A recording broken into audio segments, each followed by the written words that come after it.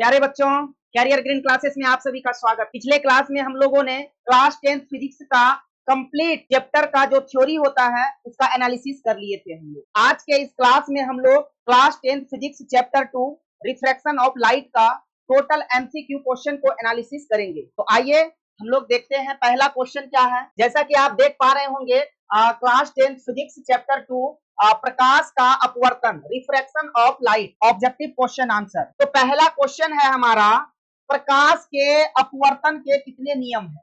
Theory class में काफी चिल्ला चिल्ला के आप लोगों को पढ़ाए थे कि प्रकाश के अपवर्तन का दो नियम होता है।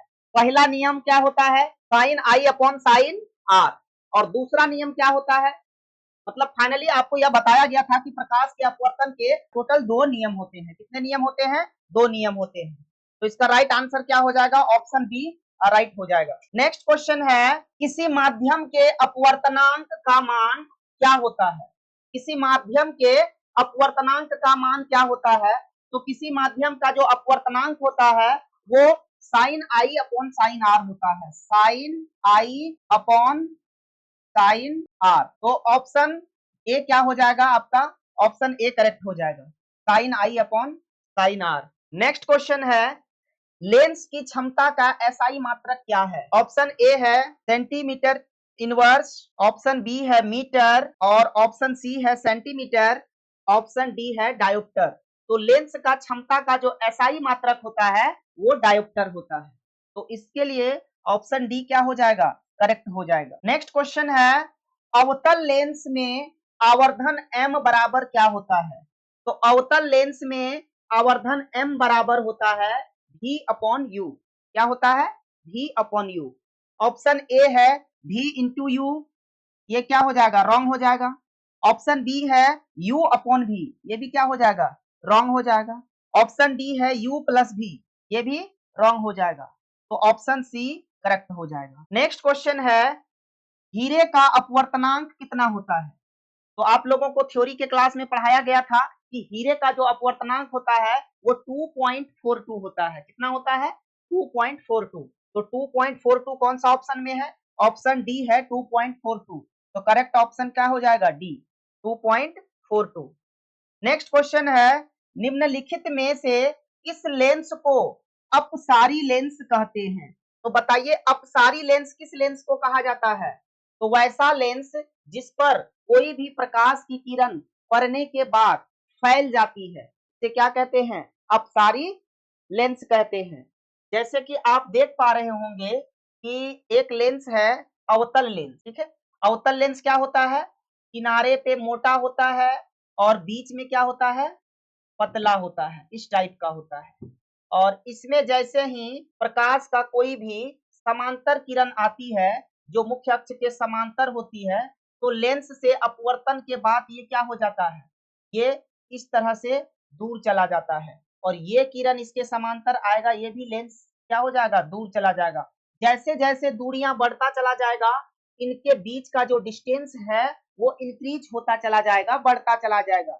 इसी कारण से अवतल लेंस को अपसारी लेंस कहा जाता है। मतलब अवतल लेंस से अगर कोई भी प्रकाश गुजरे तो वो क्या कर देते हैं, उसे अपसारित कर देते हैं, मतलब कि फैला देते हैं। जस्ट इसके अपोजिट वर्क कौन करता है, उत्तल लेंस। उत्तल लेंस क्या करता है कि उससे अगर कोई प्रकाश की समांतर किरण पुंज गुजरती है तो उसे एक बिंदु पर क्या कर देता है, ज्वाइंट कर देता है, एडजस्ट कर देता है, जिस कारण से उत्तल लेंस को अभिसारी लेंस कहा जाता है। क्लियर है। नेक्स्ट क्वेश्चन है, इसका करेक्ट आंसर हो जाएगा ऑप्शन ए, अवतल लेंस। नेक्स्ट क्वेश्चन है, विरल माध्यम से सघन माध्यम में जाती हुई किरण मुड़ जाती है। आप देख पा रहे होंगे कि जब कोई किरण विरल माध्यम से सघन माध्यम में जाता है, मतलब विरल माध्यम किसको कहेंगे, जिसका अपवर्तनांक अधिक हो उसे सघन माध्यम कहेंगे, जिसका अपवर्तनांक कम हो उसे विरल माध्यम कहेंगे, और जिसका अपवर्तनांक अधिक हो उसे सघन माध्यम कहेंगे। जब विरल माध्यम से सघन माध्यम में जाएगा तो उसका स्पीड क्या हो जाएगा, स्लो हो जाएगा, और जब स्पीड स्लो हो जाएगा तो वो अभिलंब की ओर क्या हो जाएगा, झुक जाएगा, और जब स्पीड बढ़ जाएगा तो क्या होगा, अभिलंब से दूर हो जाएगा। मतलब कि अगर कोई माध्यम है, ठीक है, एक माध्यम है, ऐसे समझ जाइए, यह एक कांच का स्लेब है और इस कांच का स्लेब का जो बाहरी भाग है ये क्या है, विरल माध्यम है, विरल माध्यम है।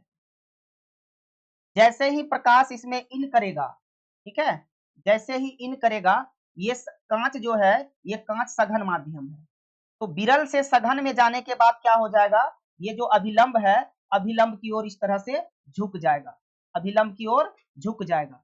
जब यही फिर सघन से विरल में जाएगा तो क्या हो जाएगा, फिर अभिलंब से दूर हो जाएगा। तो यहाँ पे क्वेश्चन कहा गया है कि विरल माध्यम से सघन माध्यम में जाती हुई किरण मुड़ जाती है, तो राइट आंसर क्या हो जाएगा, अभिलंब की ओर। मतलब कि जब कोई किरण विरल से सघन में जाएगा तो वो अभिलंब की ओर क्या हो जाता है, झुक जाता है। तो करेक्ट आंसर क्या हो जाएगा, ऑप्शन ए, अभिलंब की ओर।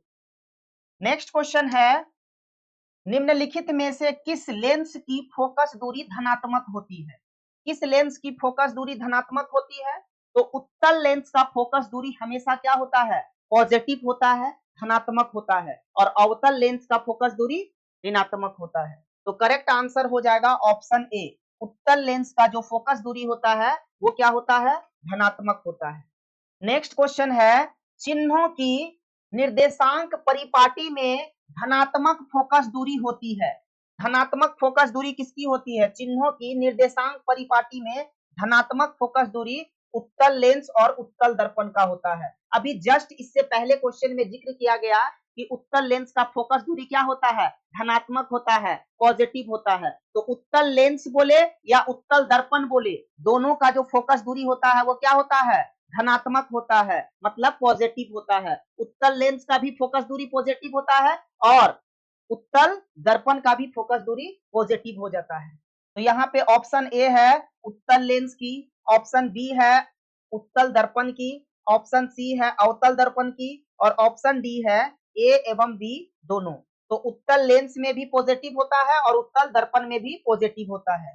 तो राइट आंसर क्या हो जाएगा, ऑप्शन बी, ए और बी दोनों। नेक्स्ट क्वेश्चन है, क्वेश्चन नंबर 10 है, सघन माध्यम से विरल माध्यम में गमन करने पर आपतन कोण आई बराबर 0 नहीं होता है, मतलब आपतन कोण इज नॉट इक्वल टू 0, और अपवर्तन कोण आर में क्या संबंध होता है।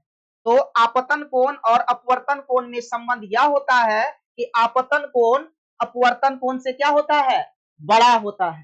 तो ऑप्शन ए कहता है, ऑप्शन ए कहता है आई ग्रेटर देन आर, मतलब कि आई का मान आर से बड़ा।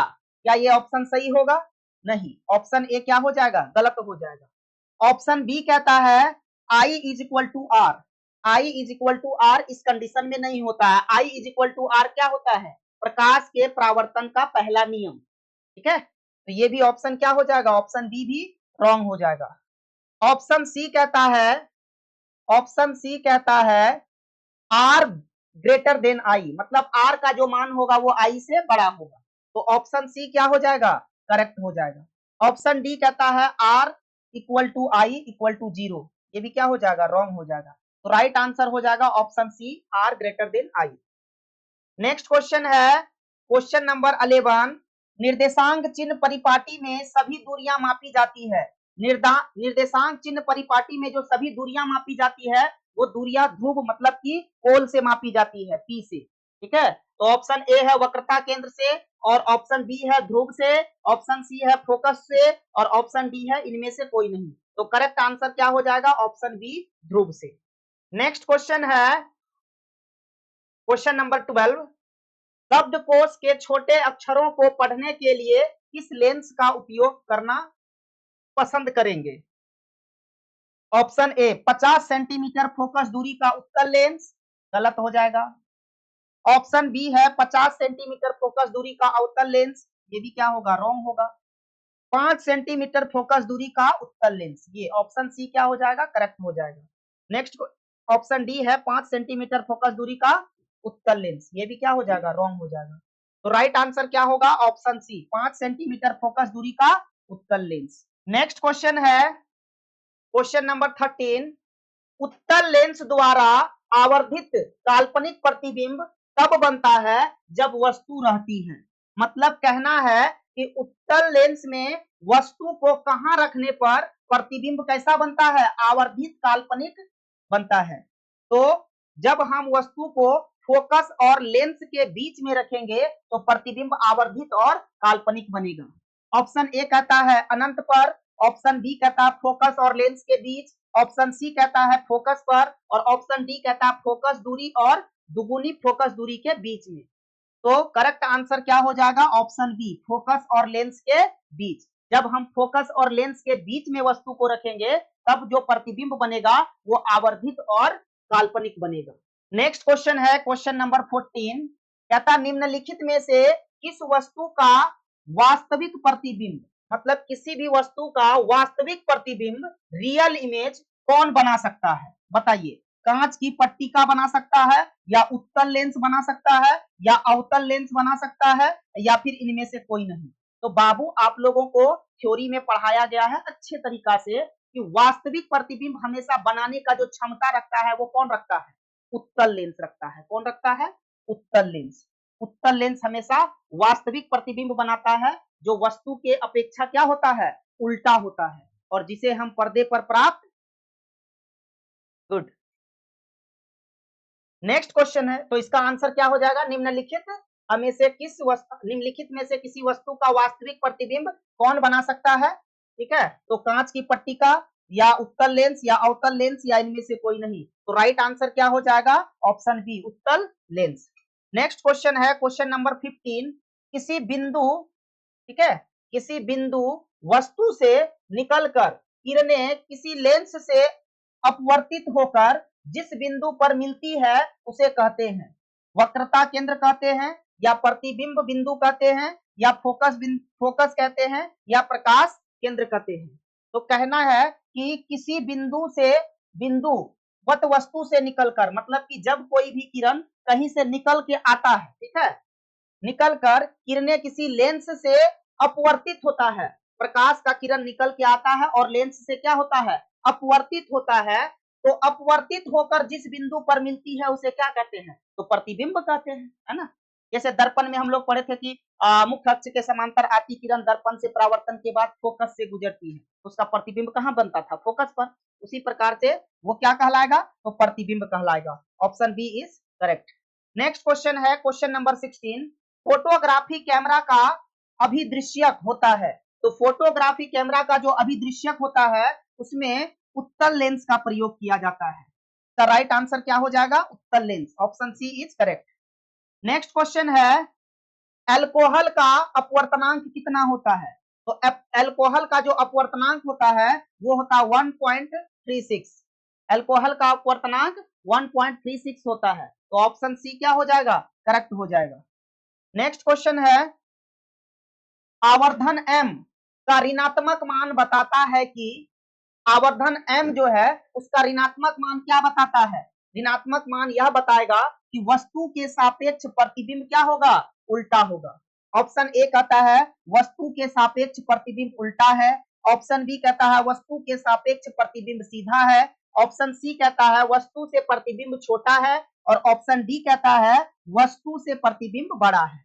तो राइट आंसर हो जाएगा ऑप्शन ए, वस्तु के सापेक्ष प्रतिबिंब उल्टा है।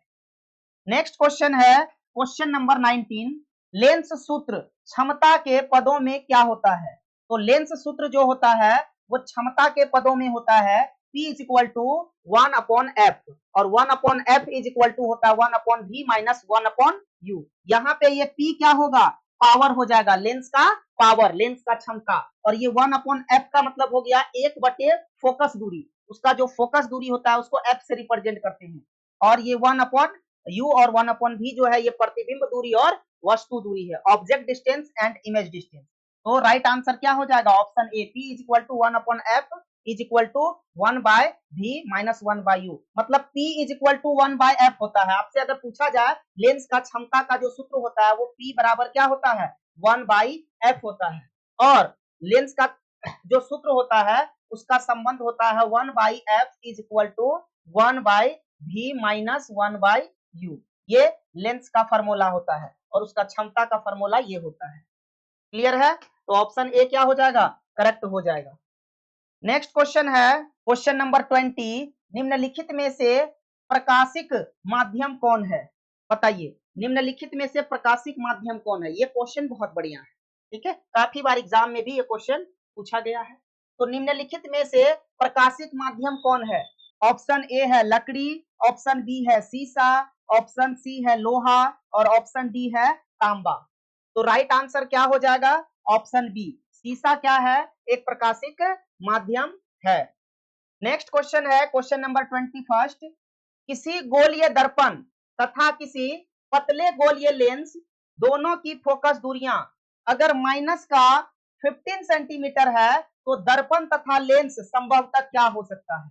ठीक है, ऑप्शन ए है दर्पण अवतल और लेंस उत्तल, ऑप्शन बी है दर्पण उत्तल और लेंस अवतल, ऑप्शन सी है दोनों अवतल और ऑप्शन डी है दोनों उत्तल। तो करेक्ट आंसर क्या हो जाएगा? ऑप्शन सी, दोनों उत्तल। दोनों दोनों का दोनों क्या होगा? अवतल होगा। नेक्स्ट क्वेश्चन है क्वेश्चन नंबर 22। प्रकाश का चाल न्यूनतम होता है, मतलब कि प्रकाश का जो चाल होता है, लाइट का जो स्पीड होता है, वो सबसे कम किसमें होता है? ऑप्शन ए निर्वात में, ऑप्शन बी जल में और ऑप्शन सी है वायु में और ऑप्शन डी है कांच में। तो प्रकाश का जो चाल होता है वो सबसे कम मतलब न्यूनतम किसमें होता है? कांच में होता है। ऑप्शन डी क्या हो जाएगा? करेक्ट हो जाएगा। नेक्स्ट क्वेश्चन है क्वेश्चन नंबर 23।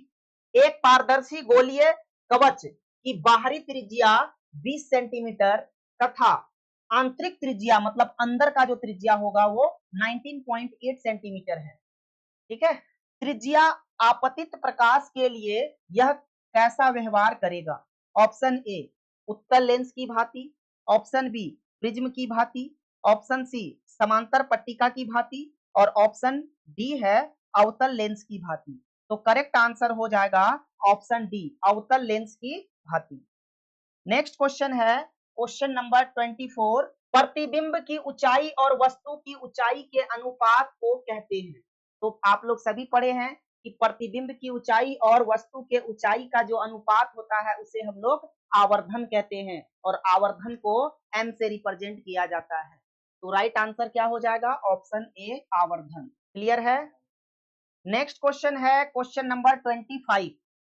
कहता है मान लिया कि माध्यम 1 में प्रकाश का वेग 1 और माध्यम 2 में प्रकाश का वेग 2 है, तो अपवर्तनांक मतलब n21 का मान क्या होगा?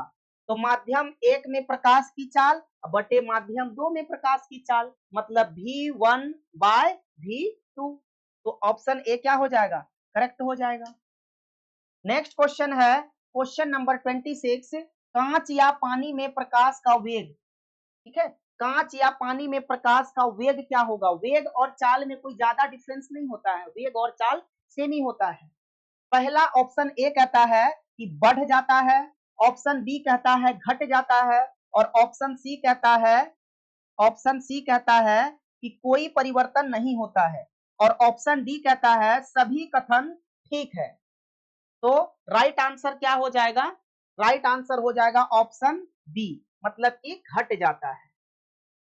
नेक्स्ट क्वेश्चन है क्वेश्चन नंबर 26। कहता है विरल माध्यम से सघन माध्यम में गमन करने वाली प्रकाश की किरण धीमी हो जाती है, अतः इसका झुकाव क्या होगा?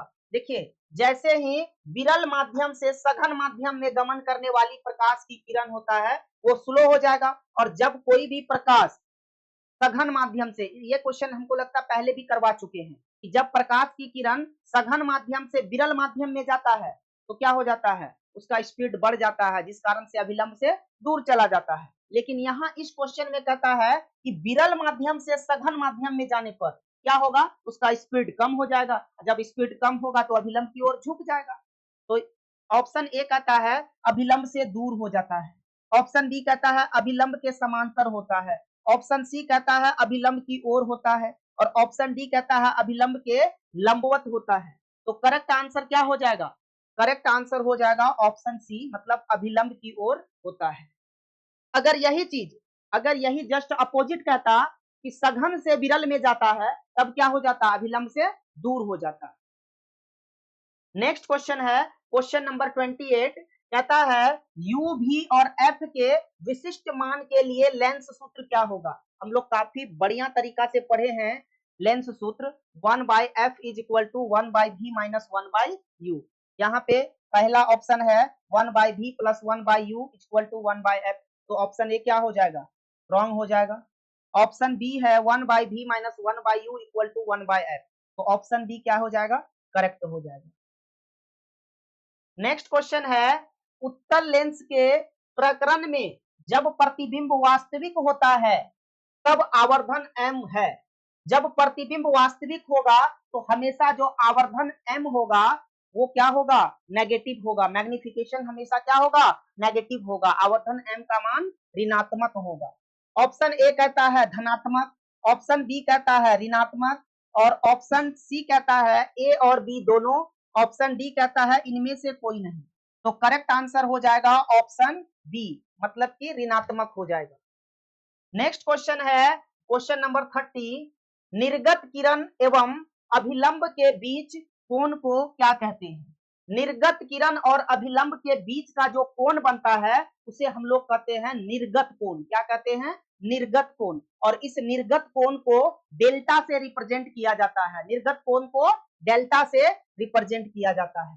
तो ऑप्शन ए कहता है आपतन कोण, ऑप्शन बी कहता है परावर्तन कोण, ऑप्शन सी कहता है निर्गत कोण, और ऑप्शन डी कहता है इनमें से कोई नहीं। तो राइट आंसर हो जाएगा ऑप्शन सी, निर्गत कोण। नेक्स्ट क्वेश्चन है क्वेश्चन नंबर 31, निम्नलिखित में से कौन लेंस का आवर्धन m होता है। मतलब लेंस का जो आवर्धन m होता है वो कौन होता है, u अपॉन v या uv या u प्लस v या v बाई u। तो लेंस का आवर्धन जो होता है, लेंस का आवर्धन बराबर होता है v upon u। Option D is correct. Next question है अवतल लेंस के प्रकरण में प्रतिबिंब हमेशा आभासीय बनता है तो आवर्धन m सदा कैसा होगा।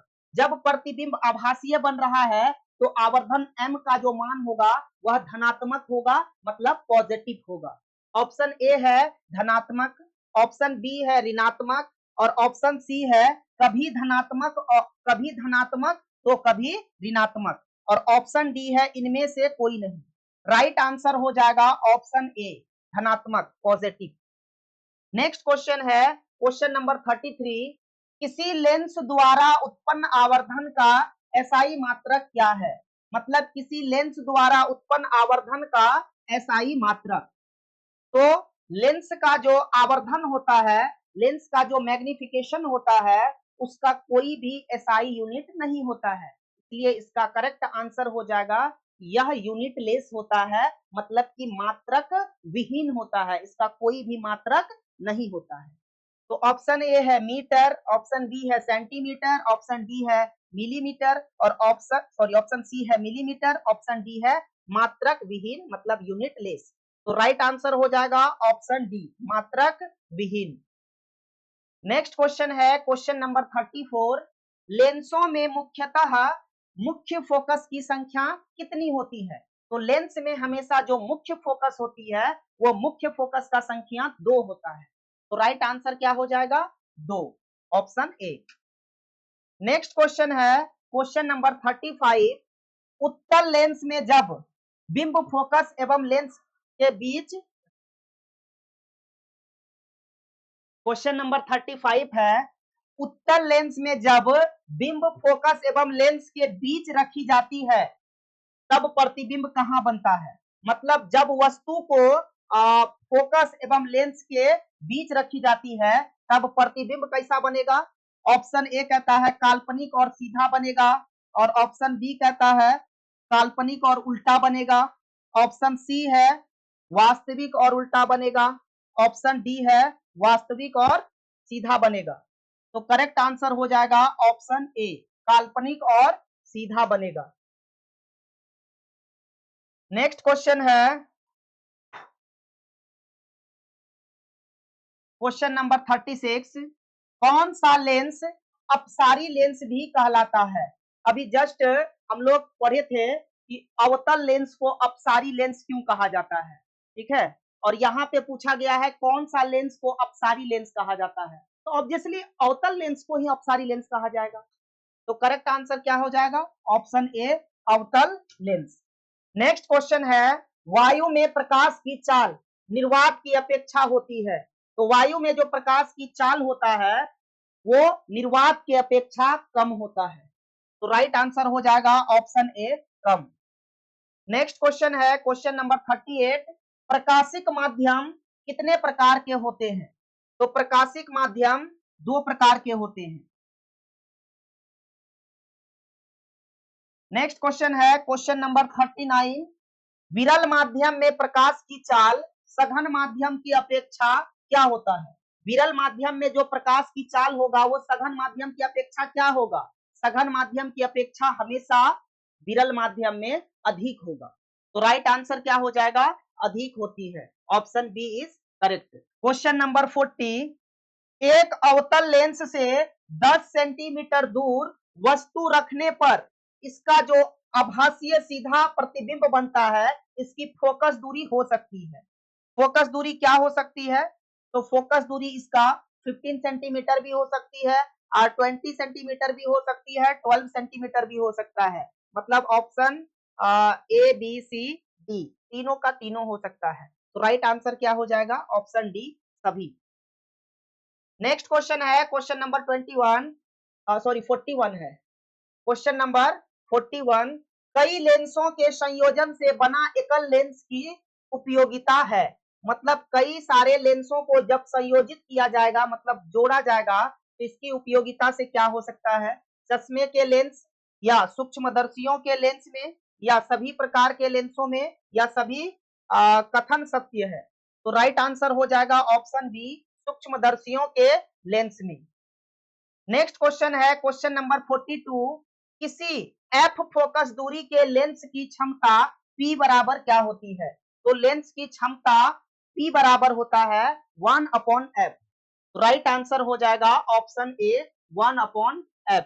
लेंस का क्षमता P बराबर 1/f। नेक्स्ट क्वेश्चन है, द्वि अवतल लेंस को कहा जाता है।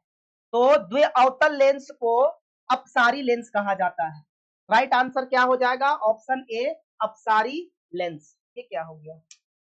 नेक्स्ट क्वेश्चन है क्वेश्चन नंबर 44, किसी लेंस में बाहर की ओर उभरे दो गोलीय पृष्ठ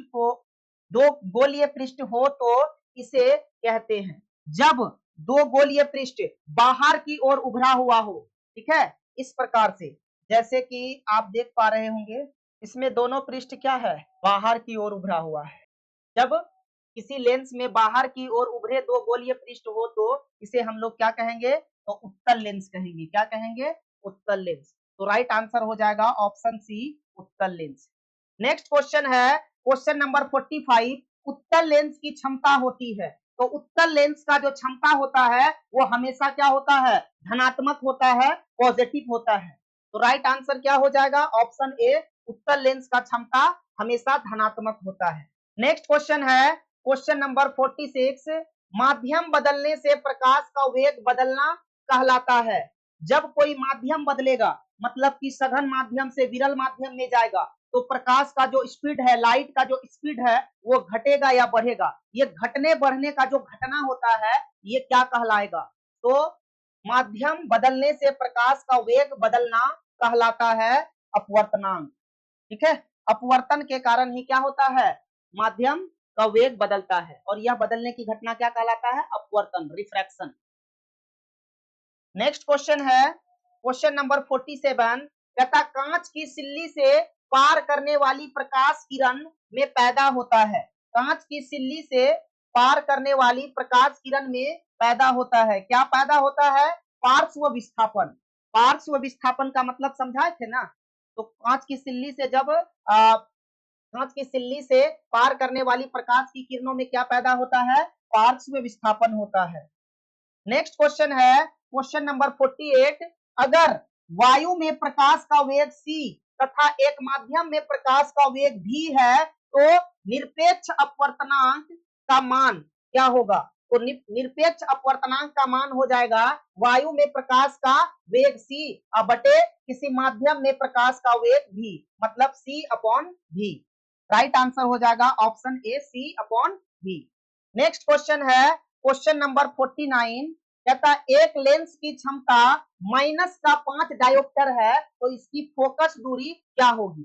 जब किसी लेंस का क्षमता -5 डायोप्टर है तो इसका फोकस दूरी क्या है, यह एक न्यूमेरिकल है, इसको सॉल्व करना है। ठीक है, जब किसी लेंस की क्षमता -5 डायोप्टर है तो इसका फोकस दूरी हो जाएगा -20 सेंटीमीटर, मतलब -20 सेंटीमीटर।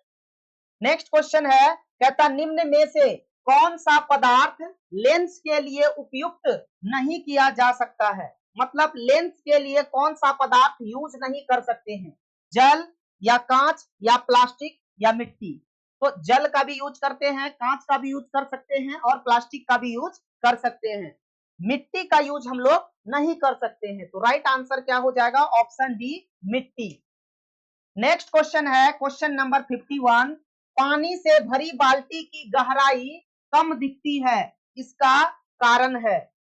पानी से भरी हुई जो बाल्टी होता है उसका गहराई कम दिखना, यह किसका कारण है, प्रकाश के अपवर्तन के कारण। या फिर समुद्र में, तालाब में आप देखे होंगे तालाब का गहराई का कम दिखना, ये भी क्या है, प्रकाश के अपवर्तन के कारण। या बाल्टी में अगर पानी भरा रहता है और उसमें अगर आप कोई स्टिक को डालेंगे तो वह स्टिक आपका टेढ़ा दिखेगा, यह भी किसके कारण होता है, प्रकाश के अपवर्तन के कारण।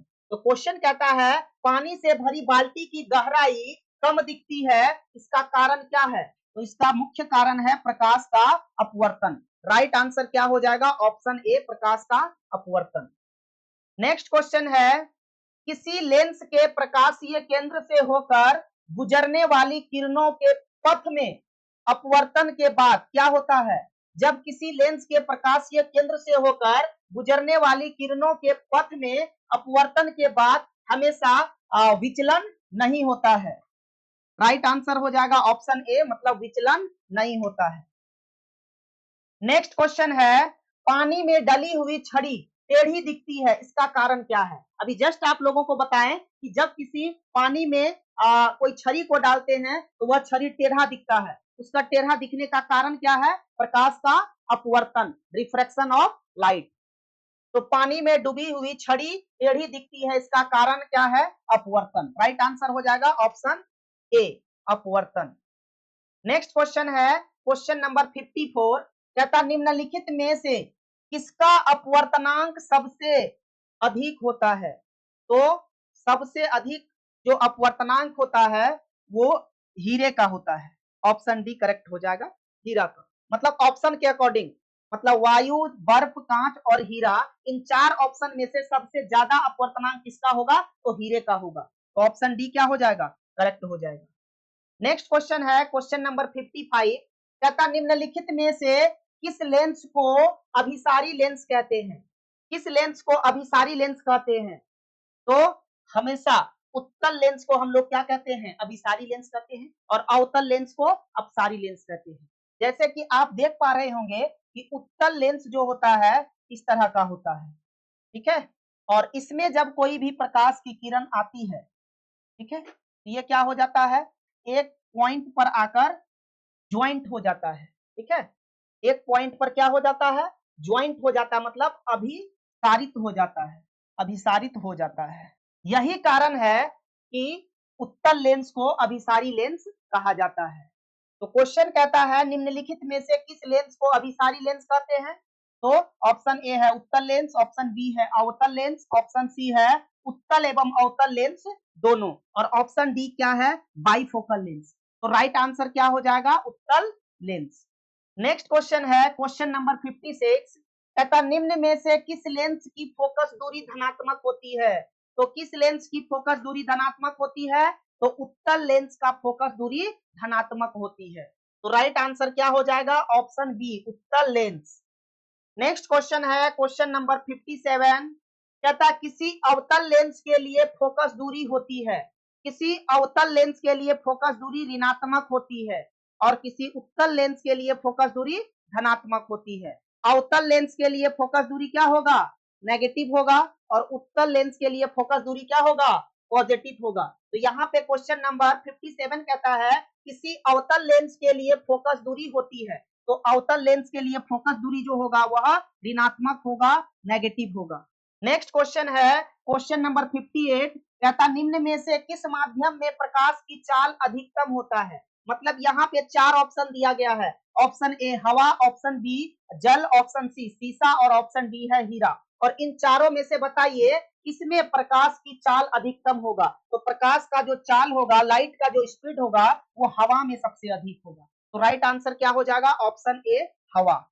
नेक्स्ट क्वेश्चन है क्वेश्चन नंबर 59 कहता आवर्धन का ऋणात्मक मान बताता है कि आवर्धन का ऋणात्मक मान क्या बताता है। तो आवर्धन का ऋणात्मक मान बताता है वस्तु के सापेक्ष प्रतिबिंब उल्टा है। ऑप्शन बी कहता है वस्तु के सापेक्ष प्रतिबिंब सीधा है। ऑप्शन सी कहता है वस्तु से प्रतिबिंब छोटा है और ऑप्शन डी कहता है वस्तु से प्रतिबिंब बड़ा है। तो राइट आंसर हो जाएगा ऑप्शन ए, वस्तु के सापेक्ष प्रतिबिंब उल्टा है। नेक्स्ट क्वेश्चन है क्वेश्चन नंबर 60, ठीक है। कहता है किसी किरण से सूर्योदय किस कारण से सूर्योदय एवं सूर्यास्त के समय सूर्य की चक्रिका चपटी प्रतीत होती है। वायुमंडलीय अपवर्तन के कारण, वायुमंडलीय परावर्तन के कारण, वायुमंडलीय कंपन के कारण या इनमें से कोई नहीं। तो करेक्ट आंसर हो जाएगा वायुमंडलीय अपवर्तन के कारण। नेक्स्ट क्वेश्चन है क्वेश्चन नंबर 61 कहता है सीसा या कांच किस प्रकार का माध्यम है। सीसा या कांच किस प्रकार का माध्यम है। ऑप्शन ए प्रकाशिक माध्यम है, ऑप्शन बी अप्रकाशिक माध्यम है, ऑप्शन सी ए और बी दोनों और ऑप्शन डी इनमें से कोई नहीं। तो राइट आंसर हो जाएगा ऑप्शन ए, प्रकाशिक माध्यम है। नेक्स्ट क्वेश्चन है क्वेश्चन नंबर 62। क्वेश्चन नंबर 62 प्रकाश की चाल विभिन्न माध्यम में होती है। तो प्रकाश की चाल जो है वो अलग अलग माध्यम में अलग अलग होता है, किसी में माध्यम में कम और किसी माध्यम में अधिक, ठीक है। तो अलग अलग माध्यम में अलग अलग होता है। तो बी ऑप्शन क्या हो जाएगा, करेक्ट हो जाएगा, विभिन्न भिन्न भिन्न होते हैं। नेक्स्ट क्वेश्चन है क्वेश्चन नंबर 63 कहता कांच के स्लेब से होकर गुजरने वाली किरण के लिए आपतित किरण और निर्गत किरण एक दूसरे के क्या होते हैं, तो समांतर होते हैं। आपतित किरण और निर्गत किरण एक दूसरे का क्या होता है, समांतर होता है। जब कोई कांच के स्लेब से होकर गुजरेंगे तो गुजरने के बाद आपतित किरण क्या हो जाएंगे और निर्गत किरण दोनों समांतर हो जाते हैं। तो ऑप्शन सी क्या हो जाएगा, करेक्ट हो जाएगा। नेक्स्ट क्वेश्चन है क्वेश्चन नंबर 64 कहता वायुमंडलीय अपवर्तन के कारण ही आकाश में क्या होता है, तारे टिमटिमाते हैं।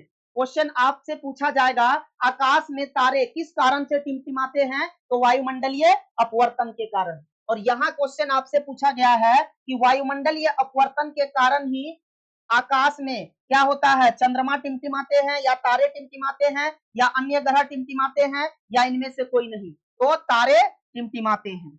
नेक्स्ट क्वेश्चन है क्वेश्चन नंबर 65 कहता है अवतल लेंस में वास्तविक वस्तु का क्या होता है, हमेशा आभासीय प्रतिबिंब बनता है।